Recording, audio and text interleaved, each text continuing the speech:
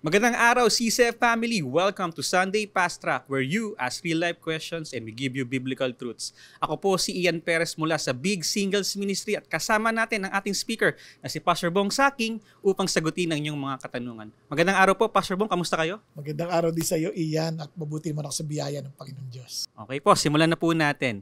Unang tanong, Pastor Bong, ano ang meron sa pag-ibig ng Diyos na wala sa pagmamahal ng isang tao?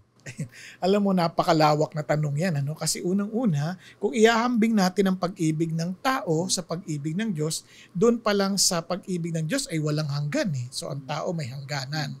Yung pag-ibig ng tao ay may kondisyon. Ang pag-ibig ng Diyos ay walang kondisyon.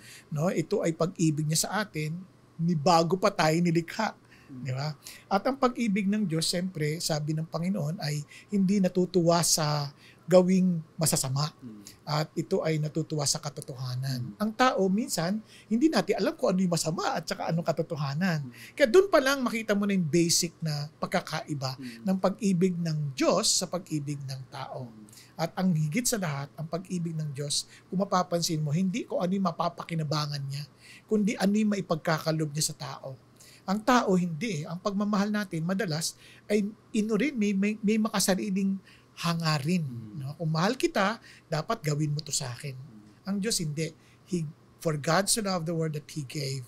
Husbands, love your wife just as Christ loved the church that He gave. Laging pabigay. Salamat for that, Pastor Bong. At para naman sa pangalawang katanungan, Pastor Bong, na-mention mo kanina yung kagandaan ng pag-ibig ng Diyos. Ang tanong po ay ito, ano ang mga posibleng hadlang o dahilan kung bakit di ko maramdaman ang pagmamahal ng Diyos sa akin? Ayan. Madalas, ang ating dahilan kung bakit hindi natin maranasan yung pag-ibig ng Diyos, ay marahil hindi natin tinanggap yung pag-ibig ng Diyos. At kung hindi naman, ang ating pag-ibig, yung ini-interpret natin pag-ibig ng Diyos sa paraan ng ating pagmamahal. Na kumbaga, parang iniisip natin, mahal tayo ng Diyos because of our merits. Na parang, kasi kaya ako mahal ng Diyos kasi ginagawa ko to. Hindi ko nagagawa. So feeling ko, hindi ako mahal ng Diyos.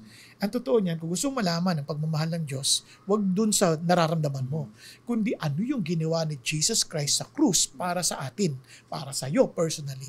Kasi sabi nga ng Lord, kung ikaw ay, kumbaga, mamahalin ka ng Diyos, kahit ikaw na lang mag-isa sa mundo na to. At kung sakali mag-isa ka na lang, ikaw pa magpapako kay Jesus. Diba? Ganun kanya kamahal. Salamat for that, Pastor Bong. At para sa huling katanungan, maaari bang magdamot ng pagmamahal? Lalo na sa mga taong tingin namin ay hindi karapat-dapat makatanggap nito. Ayan. Alam mo, kung iisipin mo mabuti, ano sabi ng Lord? Love your enemies.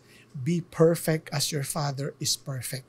Pag inisip mo mabuti, sino yung mga hindi karapat-dapat na mahalin? Obviously, kaaway, hindi mo karapat-dapat mahalin yan. Kaya the very essence of love, hindi ka pwede magdamot kasi pabigay ang pagmamahal. So, kung ang kaaway ay worst na yon na klase ng tao na makakaharap mo sa buhay, mamahalin mo, katulad sabi ng Panginoon, ay naku pa, sino pa? Di ba? Kaya nga sabi ng Panginoon, siya mismo, while we were still His enemies, He died or His Son died for us that we can be reconciled with God. So ano ang ating pwedeng ipagdamot kung ang pag-ibig ay pagbigay? Maraming salamat po, Pastor Bong, sa pagsagot sa aming mga katanungan. Pero bago tayo magtapos, inaanyayahan po namin kayo sa August 30 at 31.